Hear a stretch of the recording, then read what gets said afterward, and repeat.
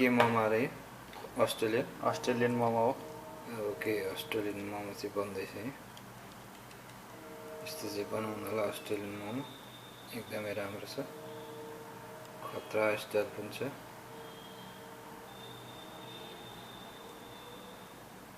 Australian momo चाहिँ हामीले यति बनाइसकेका छौँ यहाँ।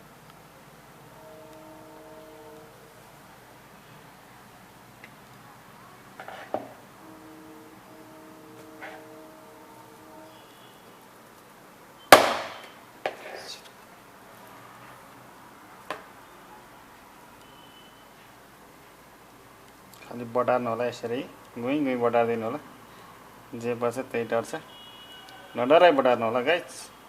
मोमो त यस्तो भइहाल्छ। सुँगुरको च्वाचेको मोमो। यो चाहिँ चिकन मोमो बन्दैछ।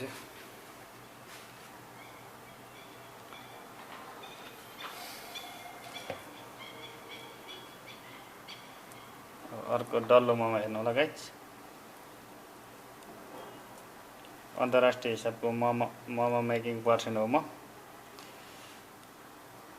ल हेर्नु होला, यो चाहिँ अन्तर्राष्ट्रिय हिसाबको डल्लो मोमो भन्छ यसलाई चाहिँ। हेर्न सक्नुहुनेछ, यहाँ राख्न सक्नुहुनेछ यसलाई।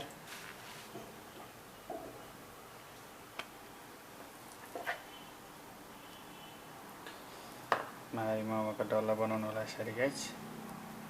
नडराइ बनाउनु होला, गुई दिनु होला। लास्ट टाइम ल्याएर बढाइदिनु होला, पारक पुरुक बनाएर भइहाल्छ मोमो त। एक नम्बर पो हुन्छ त गाइस। यो त कम मिठो छ यो। यसरी हातमा ल्याएर यस्तो राखेर होइन, यो अलि झर्न मानिरहेको छैन, यो पोलिन मानिरहेको छैन।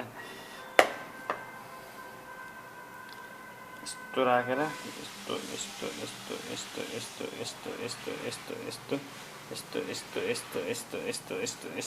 यस्तो पारिदिनु होला। चराको टाउको जस्तो बनाइदिनु होला गाइस। यहाँ राखिदिनु होला यसलाई।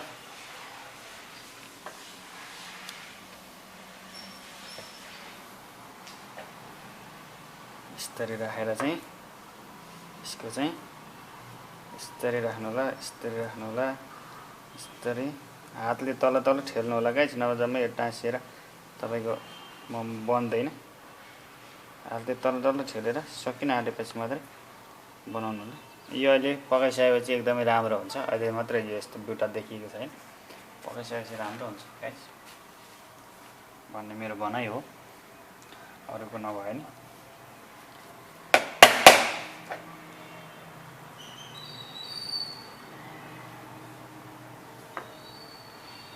तरिकाले थिचेर गुई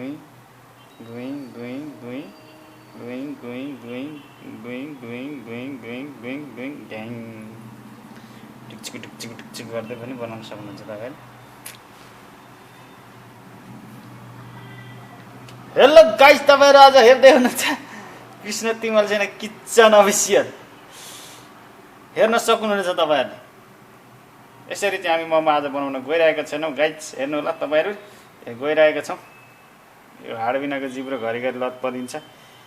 यो मैदा धेर भएको मैदा चाहिँ यसरी चुडेर यस्तो पनि बनाउन सक्नुहुन्छ गाइस तपाईँहरूले। मोमो हेर्नु होला, आफ्नो चोइसको हो यो चाहिँ। मलाई चाहिँ यस्तो धेरै मनपर्ने भएर बनाएको। यसरी हान्नु पनि पर्छ गाइस घरिघरि।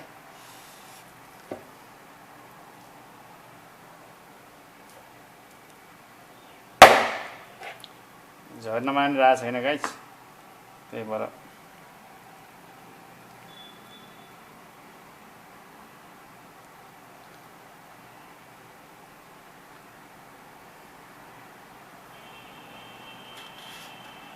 यो चाहिँ सुँगुरको थुतुने मोमो है गाइस।